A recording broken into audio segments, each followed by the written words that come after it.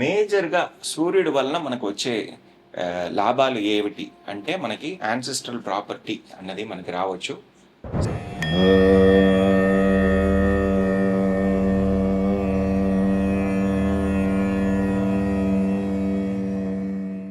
ధన్యవాదాలు ప్రేక్షకులారా. మీరిచ్చిన సపోర్ట్‌కి మా ఛానల్‌కి చాలా ధన్యవాదాలు. అదేలాగా మీరు సబ్స్క్రైబ్ చేయండి. మీకు కావాల్సిన విషయం ఏదైనా ఉంటే నా ద్వారా మీకు నేను చెప్పాలి అనుకుంటే మీరు ఏ టాపిక్ కావాలి, దేని పరంగా మనం మాట్లాడాలి అనుకుంటే అవన్నీ మీరు కమెంట్స్లో రాయండి. దాని తగ్గట్టు మనం నెలలో ఆఖరి సండే దీనికోసం డెడికేటెడ్గా మనం చేస్తాం. అదేలాగా మీకు వేరే ఏదైనా టాపిక్స్ యాడ్ చేయాలి, ఈ ఛానల్ని మనం ఇంకా ఇంప్రూవ్ చేయాలి అనుకుంటే మీరు చెప్పండి, దాని తగ్గట్టు చేస్తాం. ధన్యవాదాలు. నమస్కారం ప్రేక్షకులారా. చాలా రోజుల తర్వాత మిమ్మల్ని కలవడానికి చాలా ఆనందంగా ఉంది. ఇప్పుడు మనం చైత్ర మాసం, అది మనం ఏప్రిల్ 15th నుంచి మే 15th వరకు ఉన్న రాశి ఫలితాలు మనం చూద్దాం. ఫస్ట్ మనకి మేషరాశి వాళ్ళకి ఎట్లా ఉంది గ్రహచారం అంటే, మనకి సూర్యుడేమో ఆల్రెడీ మేషరాశిలో ఉంటారు కాబట్టి అది మనకి చైత్ర మాసం. ఇది మనకి మేష మాసం అని కూడా చెప్పొచ్చు. శుక్రుడు అక్కడే ఉంటున్నారు, గురువు మీకు 3వ స్థానంలో ఉంటున్నారు, కేతు ఏమో 5వ స్థానంలో ఉంటున్నారు, 11వ స్థానంలో రాహు, శనీశ్వరుడు, బుధుడు, మంగళుడు అందరూ 12వ స్థానంలో ఉంటున్నారు. మీ రాశ్యాధిపతి అయిన మంగళుడు చాలా ఇంపార్టెంట్. మీకు ఆల్రెడీ మీకు ఇంతకు ముందర వీడియోలో మనం మాట్లాడాం, మంగళుడు ఎంత ప్రభావశాలి అయిన ఒక గ్రహం, ఎంత ఇంపాక్ట్ చేస్తారు ఈ సంవత్సరంలో అన్నది ఒకటి మనం ఆల్రెడీ చేసాం. అదేలాగా మనకి తెలుసు, మేషరాశి అనేది రాహు ఒక ఫుల్ కంట్రోల్లో ఉంది. భరణి నక్షత్రాన్ని వదిలేసి అశ్విని నక్షత్రం, కృత్తికా నక్షత్రం రెండు రాహు ఒక కంట్రోల్లో ఉంది. అదేలాగా శనీశ్వరుడు మీకు 12వ స్థానంలో ఉన్నారు. 7.5 సాటర్న్ అనేది మీకు స్టార్ట్ అయ్యింది, వెళ్తానే ఉంది. మనకి జూన్ 2027 వరకు ఈ ప్రభావం శనీశ్వరుడు 12వ స్థానంలో ఉంటూ చేస్తూనే ఉంటారు. కాబట్టి ఈ నెల మనం చూస్తే మంగళుడేమో 12వ స్థానంలో, మీ రాశికి 12వ స్థానంలో ఉన్నారు కాబట్టి, అది శనీశ్వరుడితో పాటు ఉన్నారు కాబట్టి మ్యాక్సిమం రెస్పాన్సిబిలిటీ, స్ట్రెంగ్త్ అనేది మీ రాశిది సూర్యుడి దగ్గరే ఉంది. సూర్యుడే మీకు మంచి ఫలితాలు ఇచ్చే ఒక గ్రహంగా ఉంది. సూర్యుడు మీకు 5వ స్థానాధిపతి.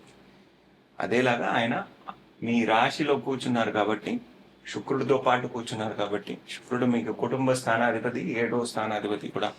కాబట్టి మనకి ఒక శుభకార్యం చేసే ఒక ఎక్స్పెండిచర్ అన్నది ఈ నెలలో మనం ఎక్స్పెక్ట్ చేయొచ్చు. సూర్యుడు బలంగా ఉన్నారు అంటే సూర్యుడు ఒక పాజిటివ్ రిజల్ట్ అన్నది ఒక టైం పీరియడ్లో వస్తుంది. నెల ప్రారంభంలో నుంచే మనకి అది వచ్చే అవకాశం కొద్దిగా తక్కువ. మనకి 28వ తారీఖు నుంచి 15వ తారీఖు మే వరకు ఉన్న టైం పీరియడ్లో బెస్ట్ రిజల్ట్ మనకి సూర్యుడి దగ్గర నుంచి వచ్చే రిజల్ట్స్ మనకి రావచ్చు. మేజర్గా సూర్యుడి వలన మనకు వచ్చే లాభాలు ఏమిటి అంటే మనకి యాన్సెస్ట్రల్ ప్రాపర్టీ అన్నది మనకి రావచ్చు.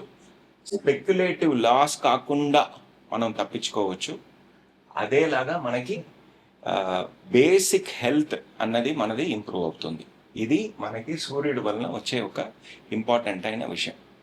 సరే, అయితే మంగళుడు రిజల్ట్ ఎప్పుడు ఇస్తారు అంటే 11/5 తర్వాత ఎప్పుడు మంగళుడు మనకి రాశి లోపలికి వచ్చేస్తారో అప్పుడు మనకి రిజల్ట్ ఇవ్వడం ప్రారంభిస్తుంది.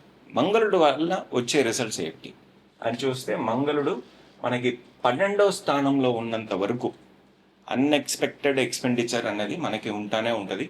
అదేలాగా మనకి మెంటల్ స్ట్రెంగ్త్ అన్నది ఇటు అటుగా ఉంటుంది. అంటే ఏమని చెప్పాలంటే, బెంగ, సింపుల్గా చెప్పాలంటే ఒక బెంగ మన వెనకాల ఉంటానే ఉంటుంది. ఇది ఒక పాయింట్. మంగళుడు మనకి రాశి లోపలికి 11/5కి వచ్చిన తర్వాత 19నేమో ఈయన వెళ్ళిపోతున్నాడు, శుక్రుడు వెళ్ళిపోతున్నాడు 2వ స్థానానికి. సో ఇప్పుడు మనకి మంగళుడు ఉత్తరప్రోష్ఠపద నక్షత్రంలో ఉన్నంత వరకు మీకు 7వ స్థానమైన తులారాశిని ఇన్ఫ్లుయెన్స్ చేస్తారు. అదేమో 14/4 నుంచి 24/4 వరకు ఉన్నంత టైం పీరియడ్లో మనకి పెళ్లి కుదిరే అవకాశం, బిజినెస్ పార్ట్నర్షిప్ అయ్యే అవకాశం, ఇటువంటి విషయాలు మనకి జరుగుతుంది. 5వ స్థానాధిపతి అయిన సూర్యుడు మీ లగ్నంలోనే ఉన్నారు, మీరు రాశిలోనే ఉన్నారు కాబట్టి శుభకార్యాలు అన్నది 100% మనం ఈ నెలలో ఎక్స్పెక్ట్ చేయొచ్చు. శుక్రుడు సూర్యుడు కలిసి ఉండే ఒక సమయం కాబట్టి కొద్దిగా కంటి ప్రాబ్లమ్స్ ఏదైనా రావచ్చు. అదేలాగా దానికి తగ్గట్టు మనకి రెమెడీ ఏముందో అది కూడా మనకి వస్తుంది, అది మనం చేసుకోవచ్చు. ఎప్పుడల్లా చంద్రుడు మనకి 11:05 తర్వాత మేషరాశిలో వస్తారో అప్పుడల్లా మనకి ఒక లాభకరమైన విషయాన్ని చంద్రుడు మంగళుడు కలిసి మనకి ఇచ్చే ఒక అవకాశం చాలా బాగుంది. అదేలాగా మంగళుడేమో మనకి అశ్విని నక్షత్రం వరకే వెళ్తున్నారు ఈ నెల. సో మనకి పెద్ద ఎక్స్పాండెడ్ స్కోప్ అన్నది మనకి లేదు. అశ్విని నక్షత్రం కూడా కేతు ఒక కంట్రోల్లోనే ఉంది. కాకపోతే ఏంటంటే ఇక్కడ శనీశ్వరుడు ఒక కంట్రోల్ నుంచి ఇక్కడికి వచ్చిన తర్వాత చాలా విషయాలు పాజిటివ్గా జరిగే అవకాశం ఉంది.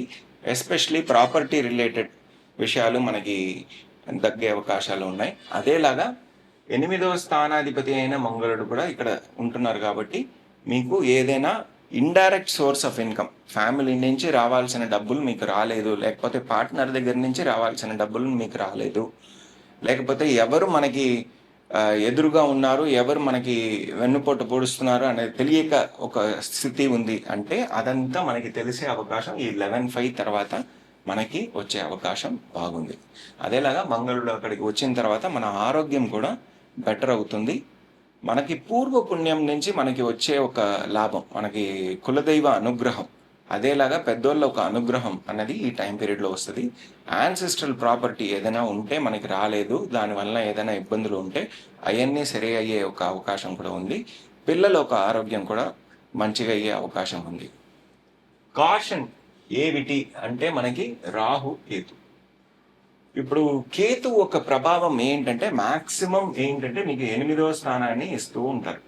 ఆయనేమో మీకు వృశ్చిక రాశి ఒక ప్రాబ్లాన్ని రిఫ్లెక్ట్ చేస్తూ ఉంటున్నారు.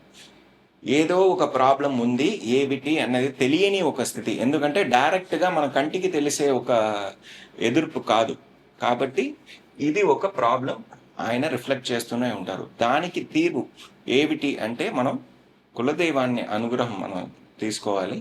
అదేలాగా దుర్గమ్మ ఒక ఆశీర్వాదం మనం తీసుకోవాలి. అదేలాగా పితృకార్యాలు ఏదైనా మనం విడిచిపెట్టామంటే అదంతా చేసుకోవాలి. ఇది చేసుకుంటే మనకి మంచి రిజల్ట్స్ వస్తాయి. 11వ స్థానంలో రాహు తన సారంలోనే శతభిషక్ నక్షత్రంలో ఉన్నంత వరకు కొద్దిగా స్పెక్యులేషన్ చేయకుండా ఉండడం మంచిది, అది చాలా ఇంపార్టెంట్.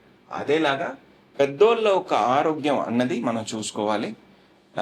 వాళ్ళకి కొద్దిగా సపోర్టివ్గా ఉండడం, వాళ్ళు చెప్పే విషయాలు మనం వినడం, ఇటువంటి విషయాలు మనం చేసుకుంటే మంచిది. అదేలాగా లాభాలు ఏమేమి రావాలో దాంట్లో అబ్స్ట్రకుల్ లేకుండా రావాలి అంటే ఇది చాలా ఇంపార్టెంట్ మనకి ఈ సమయంలో. 10వ స్థానాధిపతి అయిన శనీశ్వరుడు మీకు 12వ స్థానంలో మంగళుడితో పాటు ఉంటున్నారు 11:05 వరకు. అదేలాగా బుధుడు కూడా ఉన్నాడు మీకు 6వ స్థానాధిపతి, అదేలాగా మీకు 3వ స్థానాధిపతి.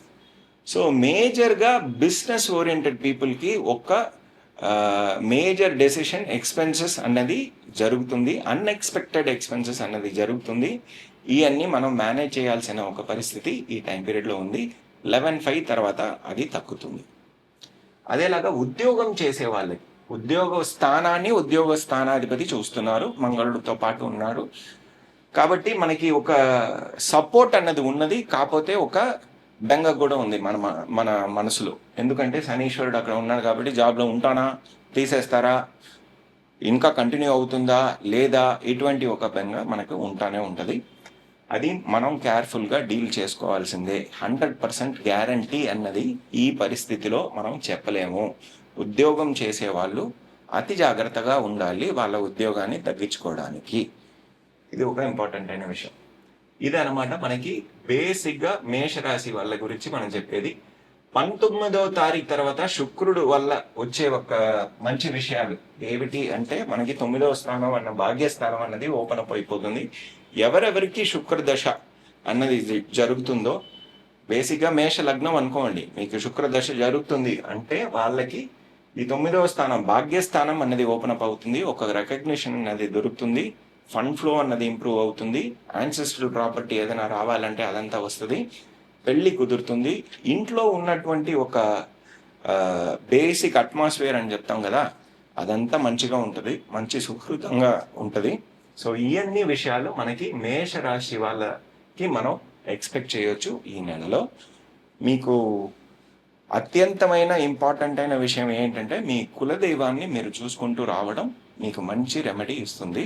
అదేలాగా దుర్గమ్మ ఒక 32 నామాలు మీరు చెప్పుకుంటూ ఉండడం మీకు మంచి రిజల్ట్ ఇస్తుంది. ధన్యవాదాలు.